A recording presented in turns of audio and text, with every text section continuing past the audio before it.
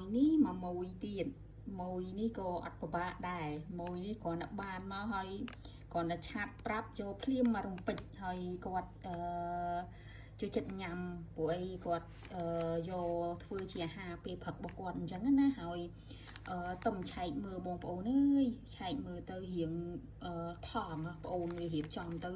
ចង់បែកញើសឲ្យខ្លាចខូចបឺរបស់ភ្ញៀវអញ្ចឹងណាដល់ពេលខ្លាចខូចបឺរបស់ភ្ញៀវក៏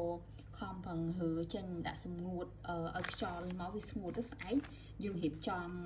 ផ្ញើដាក់ឲ្យភ្ញៀវទៅភ្ញៀវគាត់វាស្ងួតស្អាតអីចឹងភ្ញៀវគាត់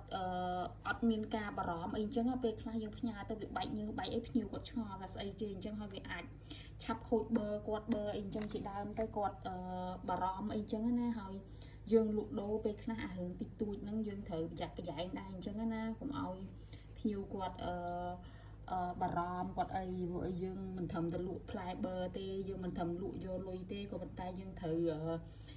វបម្រើសេវាកម្មចិត្តភ្ញៀវដែរណាពីព្រោះអីពេលខ្លះភ្ញៀវគាត់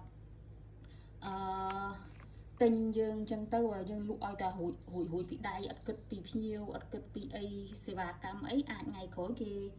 រៀងលែងចង់ទិញយើងអីចឹងជាដើមណាហើយហ្នឹងហើយម្ដងទៀតមួយបងនារីនេះបើបងនារីក៏គាត់ចូលចិត្តដែរកំងរហូតងអរគុណច្រើនណា